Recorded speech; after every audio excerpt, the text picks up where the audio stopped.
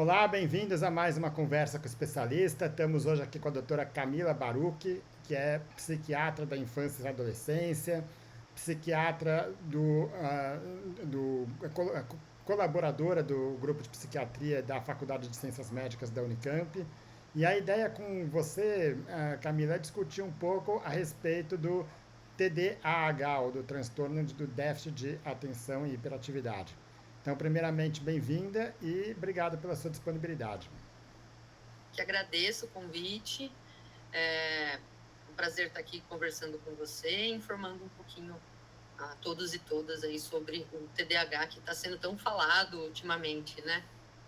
Ótimo. Então, para começar, a ideia é abordar um pouco exatamente isso. Quer dizer, o TDAH virou um tema meio de moda, vamos dizer assim, né? Então, de repente, parece que tudo é TDAH, né? Problemas de déficit de atenção, problemas não, né? O déficit de atenção e a hiperatividade são características comuns a muitas crianças e não necessariamente isso tem a ver com um transtorno, né?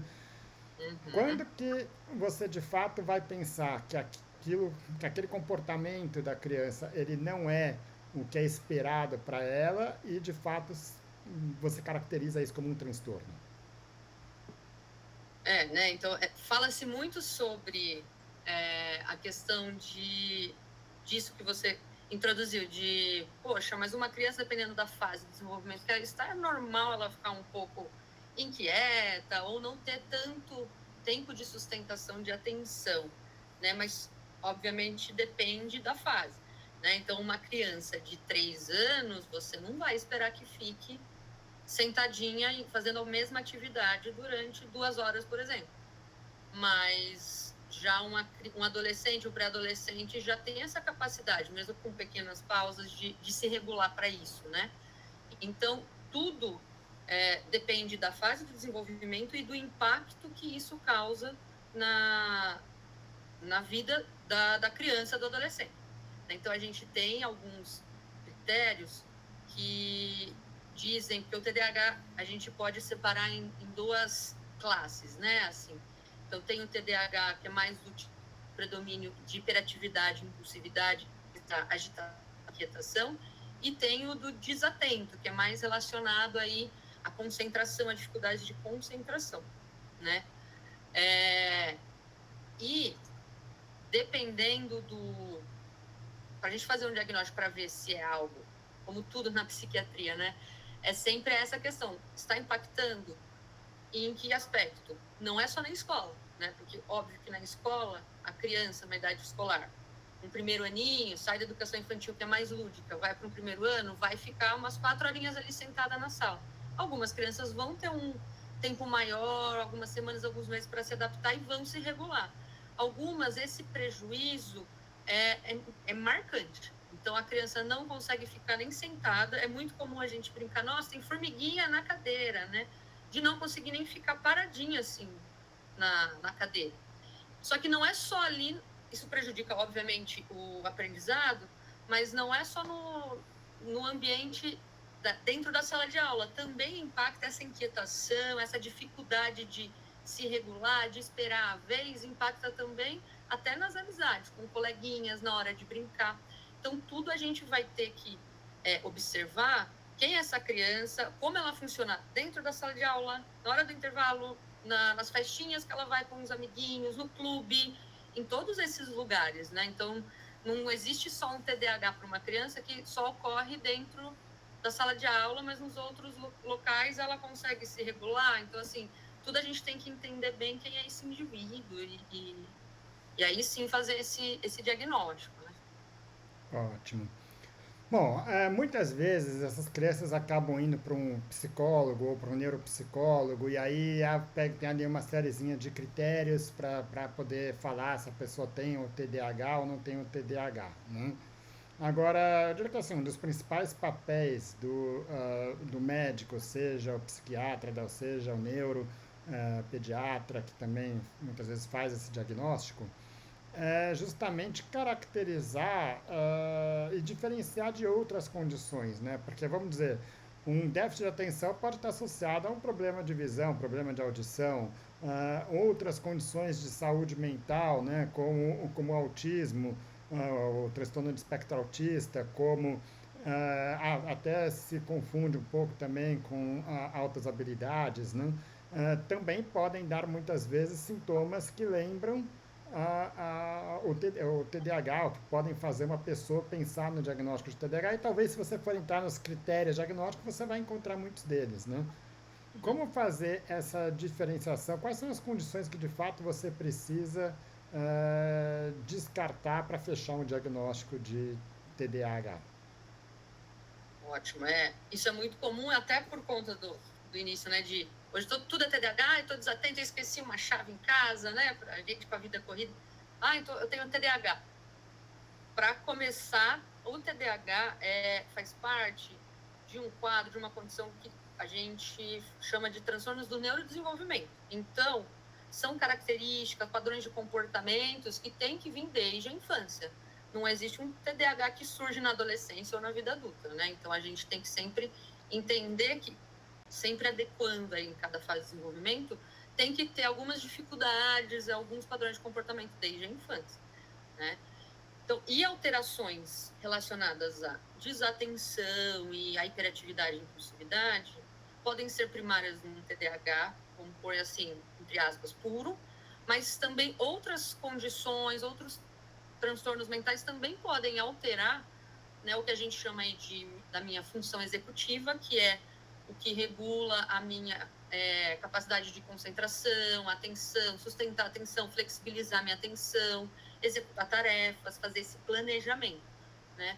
E também o meu controle inibitório, né? Que outras condições podem alterar? Você citou outro diagnóstico que faz parte dos transtornos de neurodesenvolvimento, como o transtorno do espectro do autismo, né? Então, é sabido que dentro do espectro do autismo pode ocorrer alterações em função executiva e não necessariamente ter um TDAH, como também pode ter um TDAH associado, né? Então, e outros transtornos relacionados à aprendizagem. Aprendizagem também pode gerar comportamentos, dificuldades que podem ser muito semelhantes à desatenção, à dificuldade de concentração, e a gente colocar tudo na conta de um TDAH e por vezes não é, né? E é importante porque o tratamento, a forma de conduzir cada quadro é diferente, né? Outras condições seriam alterações do humor, né? Então, se a criança, adolescente ou mesmo adulto está com um quadro de humor deprimido, né, com uma depressão, também vai alterar minha função executiva, né? Então, não quer dizer que seja primário, mas também pode. A ansiedade também, né? Então, se eu estou com um aumento de afluxo de ideias, muito preocupado, obviamente, as demandas externas eu não vou conseguir gerenciar da mesma forma, com a mesma qualidade, com a minha capacidade basal, né? Então, também pode ter alterações relacionadas à atenção, à minha cognição, mas secundárias a outros quadros. Ótimo. Bom, você já disse que o TDAH ele não aparece de uma hora para outra na adolescência, né? Mas as demandas das pessoas, elas mudam conforme elas crescem. Então, vamos dizer, numa infância, uma brincadeira mais lúdica, depois entra numa área, uma atividade escolar, onde ela, de fato, tem uma atividade mais organizada, mais estruturada, depois quando chega mais adulto jovem que vai para a universidade tem outras demandas, né? Ah, essas novas demandas, elas não podem fazer com que chamar atenção para uma condição que talvez já existisse previamente, mas que não tinha sido identificado? Sim, isso também pode ocorrer e é muito comum. E aí tem até alterações quando a gente pensa num quadro de TDAH mesmo, né? Já excluir outras condições, não tem nenhuma condição associada, realmente é um TDAH.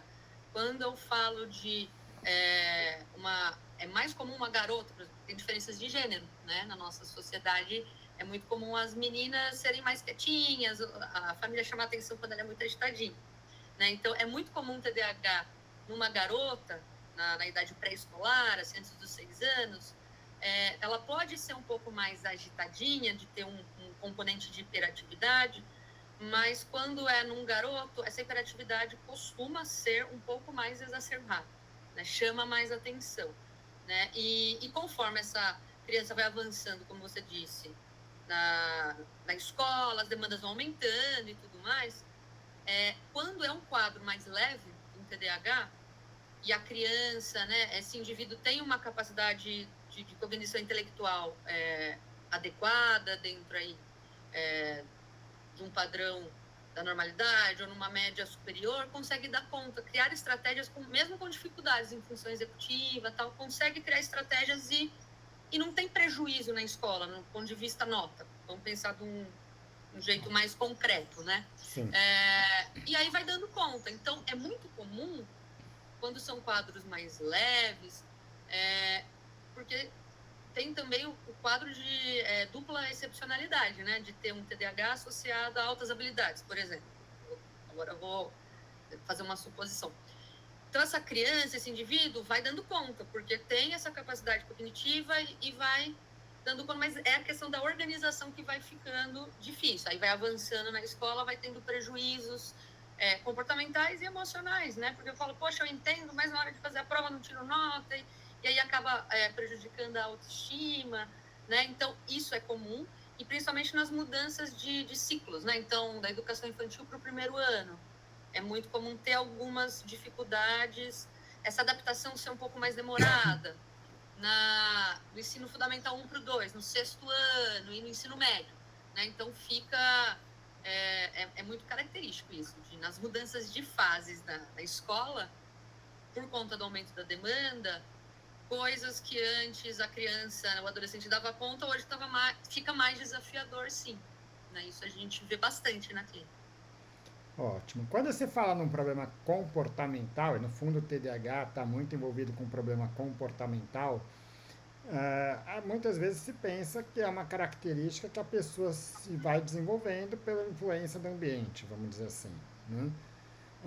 E que, vamos dizer, ela tem falta de atenção porque ela não presta, quer dizer, ela precisa prestar mais atenção, né? Não é que ela tem... O cérebro da criança com TDAH, ele funciona igual ao cérebro de pessoas, vamos dizer, sem TDAH, ou de fato existe, vamos dizer, alguma coisa que justifica esse comportamento? O TDAH se trata de um transtorno neurobiológico, né? A gente sabe que tem alterações, principalmente no córtex frontal, né? No córtex pré-frontal, que está muito relacionado a essas habilidades de função executiva e controle inibitório. O que eu gosto sempre de explicar para as famílias e até para as crianças é que não é uma doença, é uma condição, né? Uma neurodivergência, funciona de um outro jeito, que não necessariamente isso vai sarar, vai curar, né, para a criança entender, eu sempre gosto de explicar assim, mas que eu gosto de comparar o cérebro como se fosse uma manga. E aí, quando a gente é criança, a manga está verde, a gente tem que amadurecer. E o córtex frontal, quando a gente entra na puberdade, no início da vida adulta, ele vai amadurecendo, só que quem tem o TDAH, é como se esse amadurecimento fosse um pouco mais lento. O ritmo é diferente do restante do amadurecimento do restante do sistema nervoso central. Então, tem esse descompasso, né? Então, por vezes, é muito comum que você disse de falar, nossa, mas a criança, quando quer, quando gosta, consegue focar, faz as coisas certinho, organizada, mas quando é uma atividade que não gosta muito, não consegue, não faz, então deve ser porque é preguiçosa, ou que está sempre no mundo da lua. Então, é característico também isso, né? Quando eu gosto de algo, eu consigo focar, né? Porque essas vias que eu tenho, esse desequilíbrio, endogenamente, né? Meu próprio corpo consegue regular, porque é prazeroso para mim, né? Ativa minhas vias dopaminérgicas. Então, tem essas alterações também do ponto de vista biológico, né? E aí, como esse amadurecimento depende de cada indivíduo, não tem um padrão, não é? Então, então depois da puberdade acabou o TDAH? Não tenho mais prejuízo? Depende.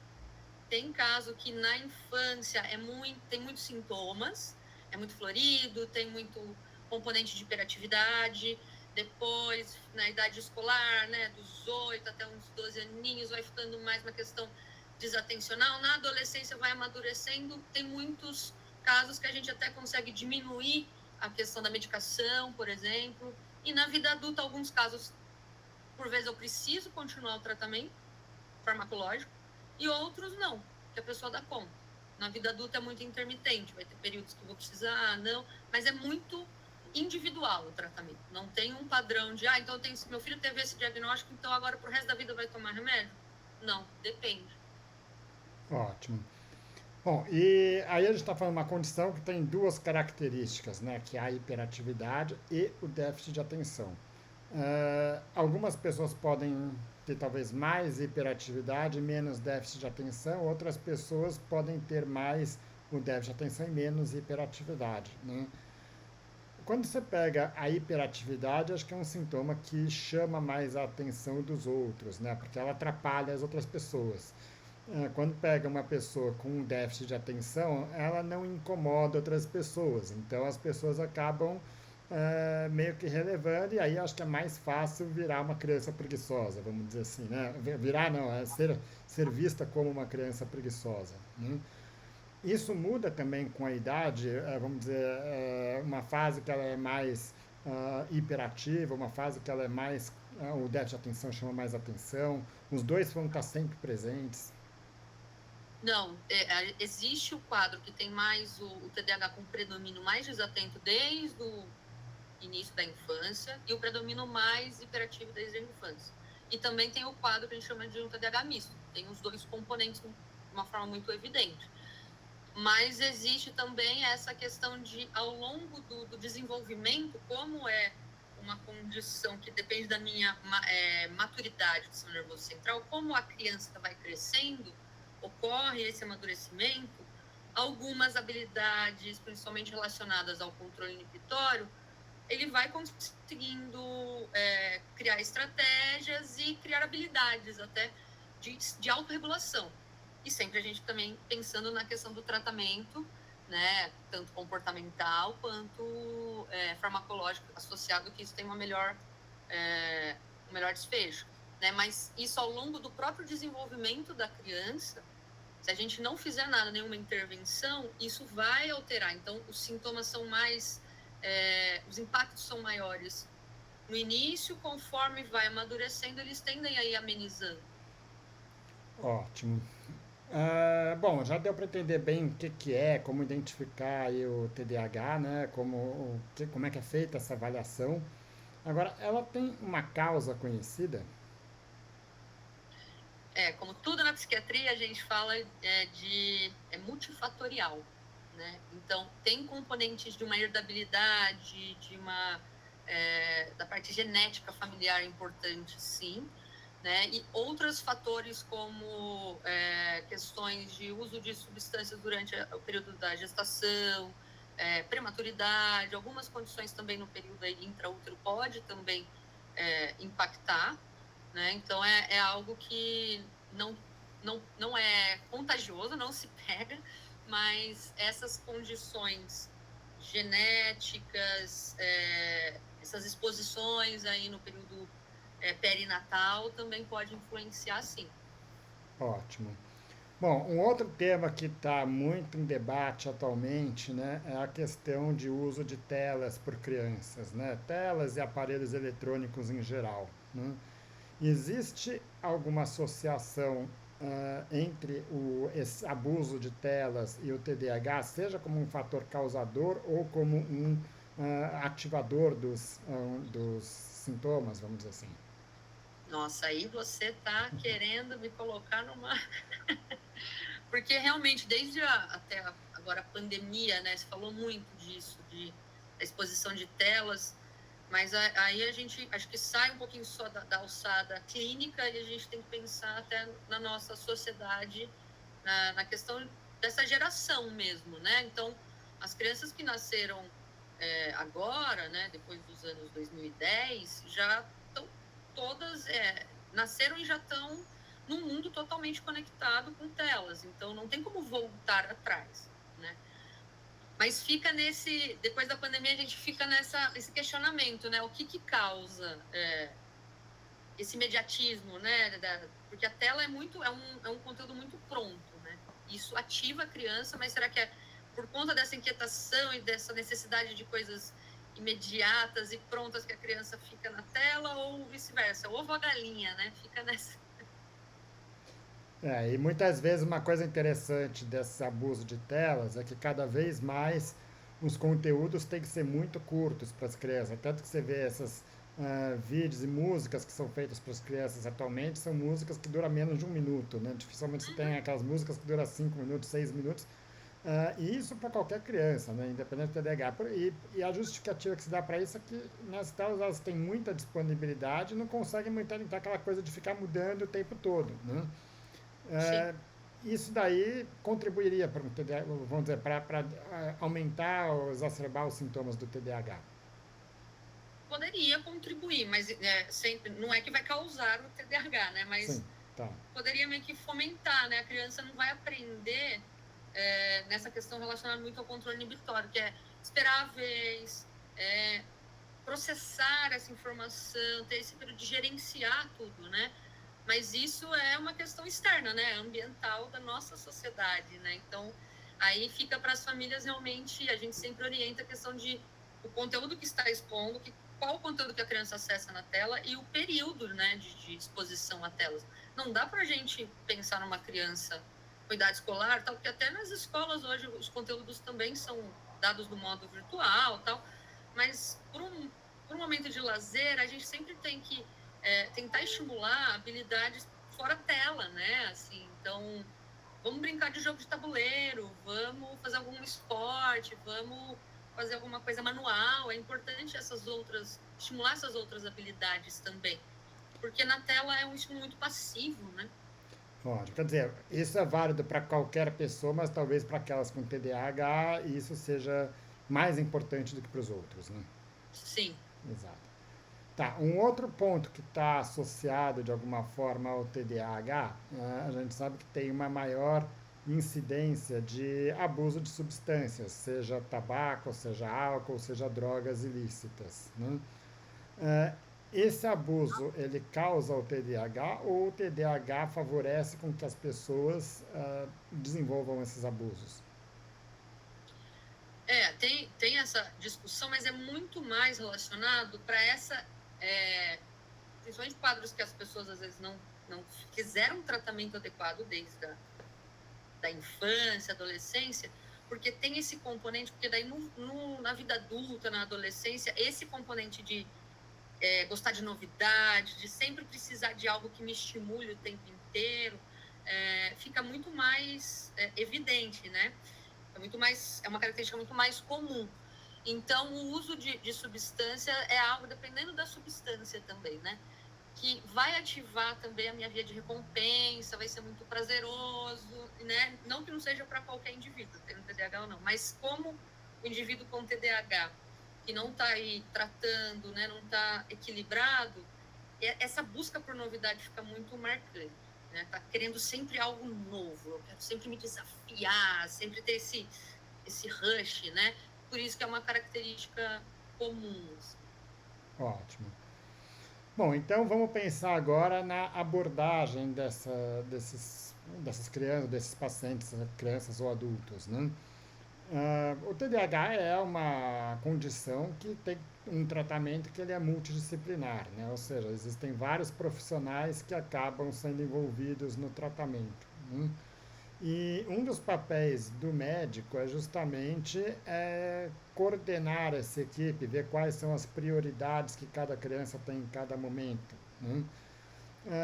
Como é que você avalia isso? Quais são os principais profissionais que estão envolvidos no tratamento do TDAH? Então, tudo depende da fase, né? Mas pensando na infância, na idade escolar, é muito característica a escola, é muito comum a escola perceber, mesmo sendo o aluno que tem um componente de hiperatividade, que é o aluno que causa na sala de aula, mesmo o aluno que é mais desatento, né? A escola percebe que tem alguma dificuldade, às vezes, de entender o conteúdo, ou na hora da prova, demora muito, não consegue, às vezes, copiar da lousa, né? Então, é muito importante, além do tratamento com o psiquiatra infantil ou com o neurologista pediátrico, um acompanhamento em conjunto com a escola para fazer a adaptação. Então, a parte pedagógica é essencial. parte psicológica também, para a gente conseguir fazer com que a criança, que até a família, né, atue em conjunto para uma autorregulação, porque é muito comum ter uma desregulação emocional por conta dessa alteração no controle inibitório e tal. Então, é característico. Então, o acompanhamento com o psicólogo, o pedagogo, com o médico, né? Por vezes é muito comum ter associado algumas condições também relacionadas ao processamento auditivo central, por exemplo. Se for o caso, um profissional da fonoaudiologia também é indicado. Mas tudo é muito individualizado, não é toda criança do paciente que tem esse diagnóstico que vai precisar de todos esses profissionais, mas são os mais comuns assim que a gente precise. Por vezes o TDAH também tem é possível ter dificuldades, hipersensibilidades relacionadas ao processamento sensorial, então muito desconforto com barulho, até tátil pode ter, questão de alteração em coordenação motora, né, umas praxias. Então aí um profissional da terapia ocupacional pode ajudar? Sim, pode ser indicado também. Então é muito individualizado, mas tudo isso é possível, né? Ótimo. Voltando mais uma vez a pegar um exemplo, uma outra condição do transtorno de espectro autista, um dos principais tratamentos para isso, quando se fala em, de alguma forma, regular o comportamento daquela criança, é feito através, vamos dar a ciência ABA, ou da terapia ABA, né, que é uma terapia que basicamente busca identificar comportamentos que estão em excesso ou que estão em déficit e criar meios de tentar corrigir isso. É feito da mesma forma com o TDAH? Como é que costuma ser abordado essa terapia comportamental no TDAH? Eu diria que é talvez a base do tratamento, né? Uhum. É mais assim, os guidelines sugerem sempre a abordagem da terapia cognitiva comportamental, que a gente chama de TCC, né, para o TDAH. Não precisa ser o ABA como no autismo se fala muito, o ABA é o tratamento para o autismo. Não, é uma das possibilidades, né? Claro. Mas, como eu disse, no TDAH, por ter essas questões com uma dificuldade, é muito numa perspectiva do concreto, assim, eu não consigo organizar minha rotina, me autorregular, preciso organizar minha mochila para ir para a escola, e depois eu vou para a natação. Tem crianças que têm muita dificuldade nisso. Então, essa abordagem da psicologia, da terapia cognitivo-comportamental, é muito efetiva para ajudar nesse gerenciamento. E também, do concreto. E também na identificação das emoções e na autorregulação de até uma psicoeducação para os pais e para a própria criança, para o adolescente. Então, é muito interessante e efetiva em alguns casos, mas não é a única modalidade, né? Então, tem outros pacientes que, apesar de ter o TDAH, também tem muitas questões de outras esferas mais emocionais, questões relacionadas à autoestima, relacionamentos ou conflitos, às vezes, na família, que isso salta mais, né? Assim, fica mais como uma prioridade. Então, por vezes, outras abordagens de terapia, né, dentro da psicologia podem ser indicadas e muito efetivas também, né? Mas a TCC é a principal, assim. Ótimo. Bom, pessoas com TDAH, habitualmente existe uma maior incidência de problemas de sono, né? Seja, enfim, seja de insônia ou outros distúrbios do sono. Problemas de sono acontecem em pessoas com TDAH ou sem TDAH. Agora, ela talvez tenha um impacto maior, vamos dizer, no comportamento da pessoa com TDAH, né? De que forma que os problemas de sono influenciam os sintomas do TDAH e o que pode ser feito para isso? É muito comum, sim, essa associação de parassonia, de alteração na arquitetura, na qualidade do sono, né? Por vezes é muito comum a criança, já desde a primeira infância, ter dificuldade de dormir. Quando dorme é um sono leve, muito agitado, se mexe muito. Tem criança que corre a maratona dormindo, assim, de vou dar a cama, sentar, falar, resmungar. E é um sono que é muito ruim em qualidade, né? Não faz toda a reparação neuronal que a gente faz ao longo do nosso sono com qualidade, né? E eu gosto sempre de dar um exemplo para os pais. Quando a criança não dorme bem, de pensar em si mesmo, assim, poxa, uma noite que você não dorme bem, seja porque tá trabalhando, a gente que é médico já deu muito plantão na vida, né, com a privação do sono, ou a qualidade ruim ou quantidade de horas baixa, no outro dia a parte cognitiva sua tá péssima, você tá lento, seu raciocínio fica prejudicado. Agora imagina isso numa criança de 3, 4 anos, ela não vai ficar irritada? Óbvio. Meus 5 primeiros anos da minha vida, eu aprendo mais que os outros 70, sei lá, 80 que eu vou viver. É muita informação. E se eu não durmo bem, isso vai impactar de modo exponencial, né? A minha performance ao longo do dia. E eu vou ficar mais intolerante, mais impaciente. Então, a gente melhorar o sono é essencial. Quando tem essa alteração, por vezes eu gosto sempre de olhar para o sono. Eu sou muito conservadora quanto ao sono, assim, dormir bem é muito importante. Ótimo, eu acho que é importante isso, primeiro para que as pessoas olhem para isso, quer dizer, às vezes aquela coisa, mas isso faz parte, a pessoa agitada não dorme direito, mas não, é um problema que tem como ser abordado, né? Precisa ser abordado. Sim, Né? e isso desde crianças e bebês, assim, né, os primeiros anos de vida. Então, os bebês também precisam dormir bem, né? Lógico que eles vão acordar mais para as mamadas, os primeiros anos, 2 anos de vida, mas essa qualidade desse sono é importante.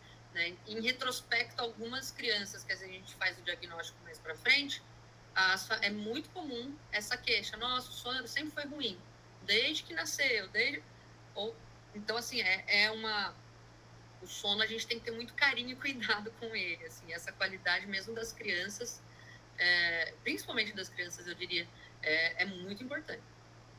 Legal. Bom, agora eu quero entrar num assunto, eu como sou médico de esporte também, né? Então, entender um pouquinho a questão da atividade física e o TDAH. Porque o TDAH faz a pessoa ficar mais agitada, vamos dizer assim, né? E muitas pessoas entendem isso como um benefício para o esporte, que às vezes precisa de mais energia, né? Aquela coisa. Mas o que a gente vê em alguns casos é o contrário, né? Que uma pessoa com TDAH, em alguns casos, pode até ter uma certa aversão da atividade física. E uma das justificativas que se tem para isso é que como ela não consegue se concentrar adequadamente, ela não consegue muitas vezes controlar tão bem o seu comportamento, o planejamento, né, de ações, isso acaba prejudicando o desempenho no esporte. Né?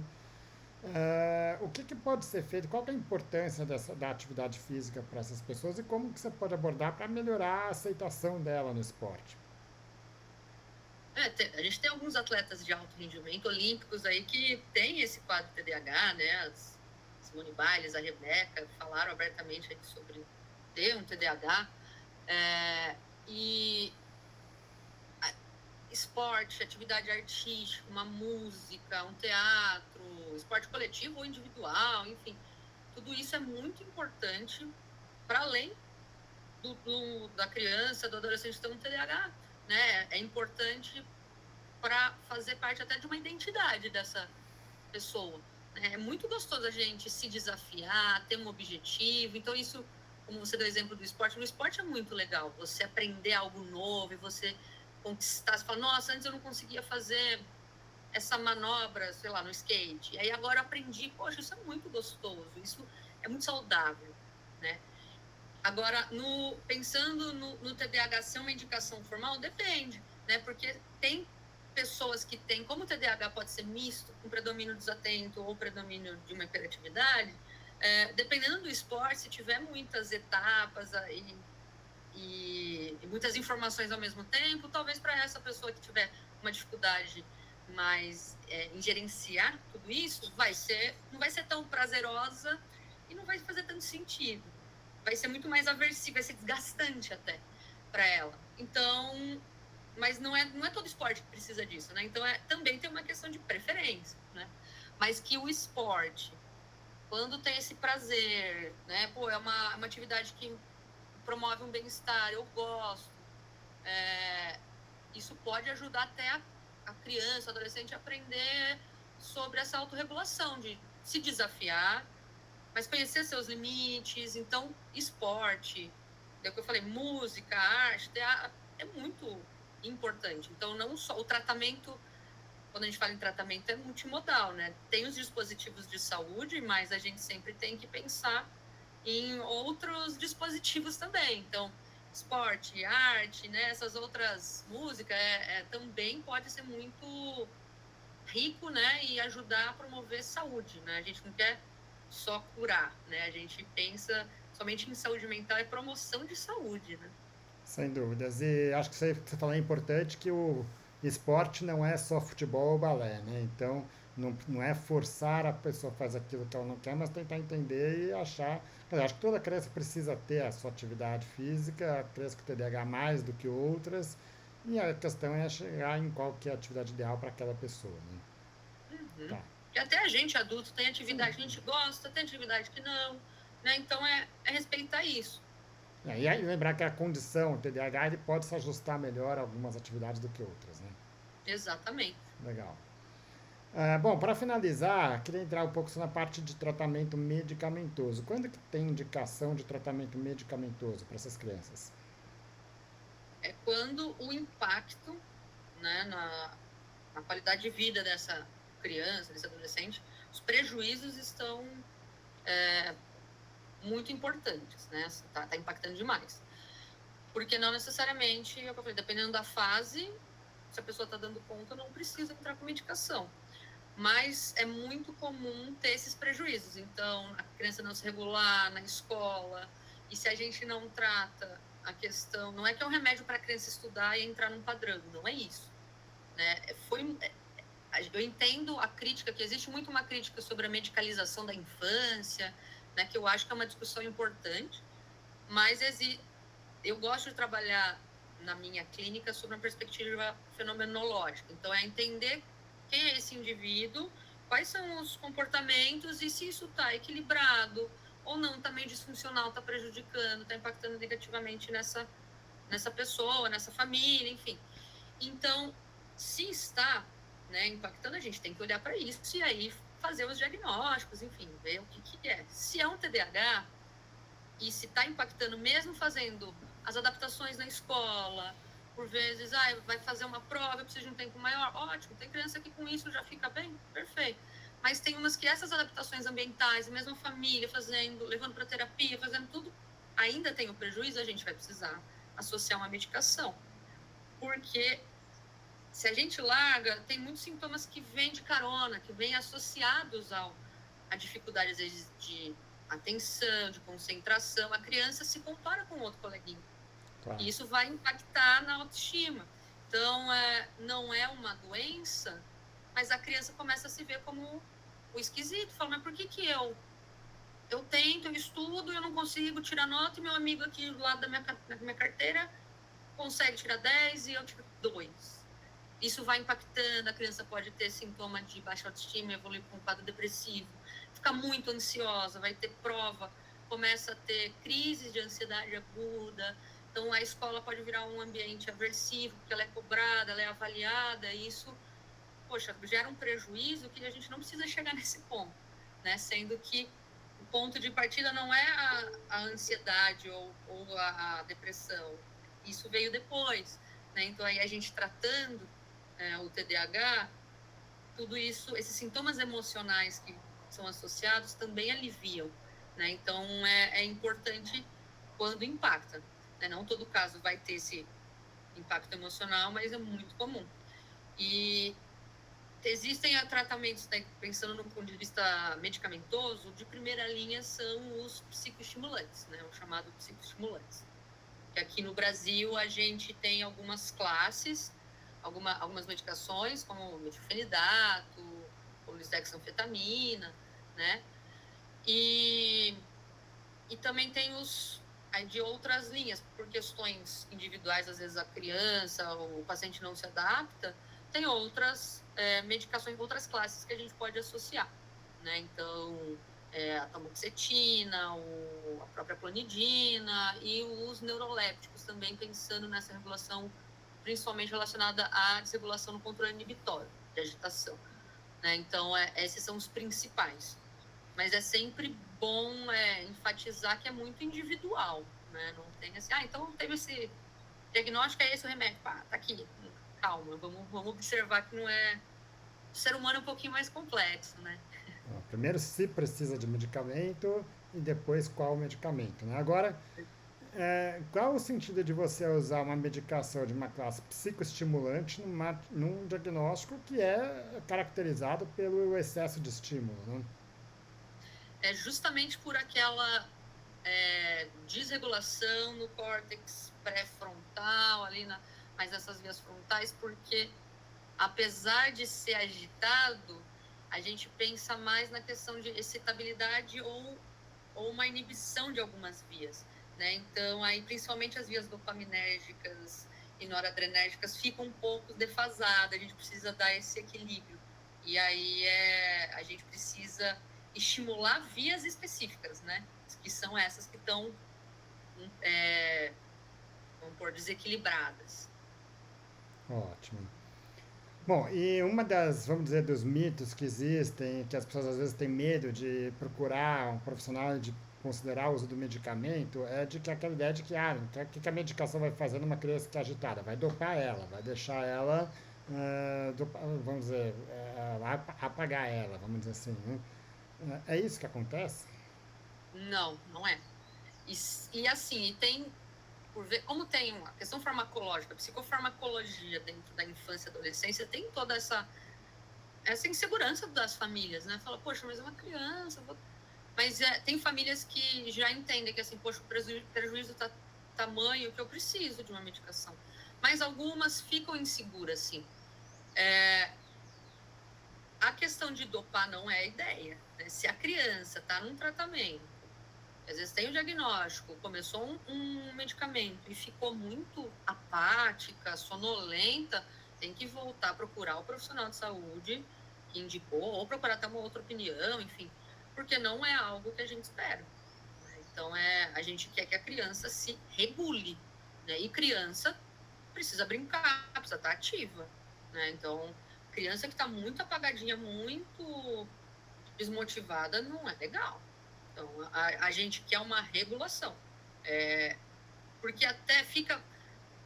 Essa agitação não é de uma energia, que eu brinco às vezes no consultório, nossa, tem muita energia, só que não é uma energia funcional, né? A criança, nem a própria criança se aguenta, né? Às vezes a criança se desregula, às vezes tem comportamentos de mais opositores, assim, aí, porque ela se desregula na hora, que é muito relacionada à impulsividade, naquele momento responde de modo imediatista, né? E depois se arrepende, fica chateada. Então, para a criança também é ruim, né? Então, o tratamento farmacológico é para ajudar nessa autorregulação, né? Nesse equilíbrio, né? Então, efeitos colaterais podem vir, e aí a gente tem que... Por isso que eu sempre oriento, né, as famílias e os pacientes. A gente tem que... É um acompanhamento longitudinal, não adianta só vir aqui e não voltar nunca mais. Porque a gente precisa ir entendendo, apesar de da classe, por exemplo, dos psicoestimulantes, ter um início... no primeiro comprimido a gente já vai ver mais ou menos se vai dar certo ou não, tem algumas particularidades ao longo do tratamento, né? Então, nem sempre eu vou manter a mesma dose. A gente tem que entender como ele tem um tempo que ele inicia e termina a ação no mesmo dia, a gente tem que ir adaptando. Tem alguns efeitos colaterais dessa classe que, dependendo da criança, a gente vai ter que dar várias vezes o remédio, outras uma de longa duração dá certo, porque o principal é, por exemplo, diminuir o apetite. Então, se a criança, eu dou uma medicação que dura o dia inteiro e a criança não come, não é legal. Então, por vezes, eu tenho que dar um que dura menos horas, que dura só 4 horas para a criança comer. Mas isso é tudo muito individualizado, né? Então, não quer dizer que se uma teve um efeito e foi bom para uma, meu vizinho, o filho toma, então o meu filho vai dar certo. Não, depende, né? A gente tem que Aí é um pouco o papel do médico que vai estar fazendo acompanhamento, né? Quer dizer, entender um pouco quais são os efeitos positivos e negativos de cada droga para poder escolher o tratamento ideal para cada pessoa de acordo com as características. Vamos dizer, do mesmo jeito que as pessoas sem TDAH são diferentes umas das outras, com TDAH também são diferentes, né? Exatamente. Tá. Um último medo que muitas mães têm ao entrar com medicações com ação sobre o sistema nervoso central é que essa medicação eventualmente vai trabalhar no lugar do cérebro e vai fazer com que aquela pessoa fique dependente daquilo, ou seja, entrou com a medicação, não vai mais tirar. né? Isso é verdade? Não. Como eu disse, até assim, a classe, vamos pensar nos psicoestimulantes, né? É muito comum na infância, às vezes, uma dose, para ser mais efetiva, eu tenho que usar uma dose mais alta até, né? E conforme a criança vai crescendo, como o cérebro vai amadurecendo, tudo, eu tenho que diminuir a dose. Porque, do ponto de vista farmacológico, os psicoestimulantes funcionam, pensando em efetividade de dose, uma curva U invertida. Então, eu tenho que achar a margem ideal de dose por dia.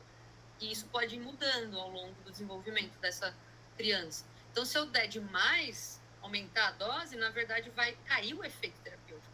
Então, a gente tem que sempre ir avaliando, né, ao longo do desenvolvimento. Né? Porque crianças e adolescentes estão em constante mudança, né? E Ótimo. não fica dependente, né? Então, E, não existe. então, qual seria então o prognóstico a longo prazo do TDAH? Então, uma criança ali de 5, 6 anos de idade foi diagnosticada. Tem como dar uma ideia do que esperar dessa criança quando ela for adolescente, quando ela for adulto? De aspectos clínicos, existenciais, filosóficos.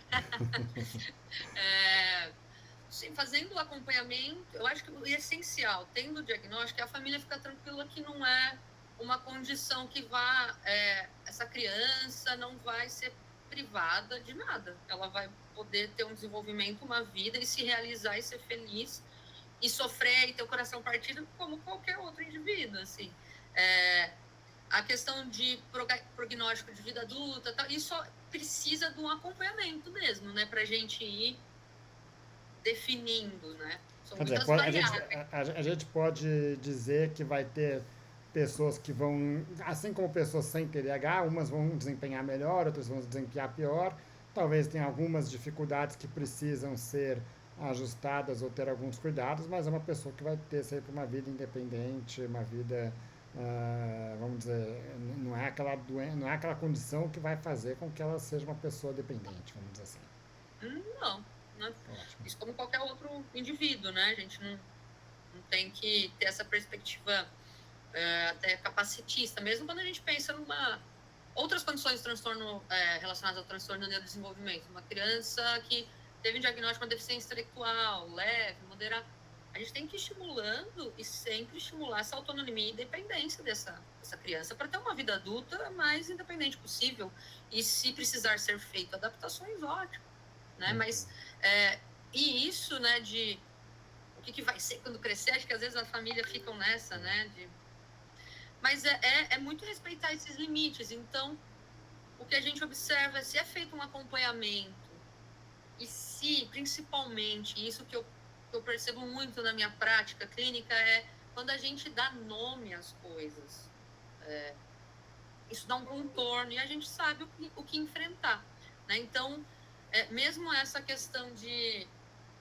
às vezes é até meio uma banalização hoje em dia sobre algumas condições relacionadas a transtornos do neurodesenvolvimento, o autismo, TDAH, tudo virou isso, mas eu acho que é muito importante falar-se a respeito, né? Porque isso meio que tira aquele estigma de terapia, psiquiatra, é coisa de louco. Não existe isso, gente, é coisa de ser humano, a gente precisa se conhecer, né? E se existe profissionais, uma equipe que pode me ajudar, por que não? A vida por si só já é muito desafiadora, né? Então, se a gente conseguir ter um norte, é só ter uma bússola, tá bom, né? Muito bom. Camila, acho que era um pouco essa discussão, acho que deu para entender um pouco os parâmetros gerais, assim, de diagnóstico, de abordagem dessas crianças, desses pacientes, seja crianças ou adultos, né? E, obviamente, que tem uma discussão maior aí, que a gente pode ter em outras conversas aqui, falando sobre a educação, falando sobre o tratamento psicológico, a bases especificamente sobre isso, né? Queria te Sim, agradecer aí pela disponibilidade e contar com você em outras discussões aqui. claro, só chamar a gente vem. Obrigado mais uma vez.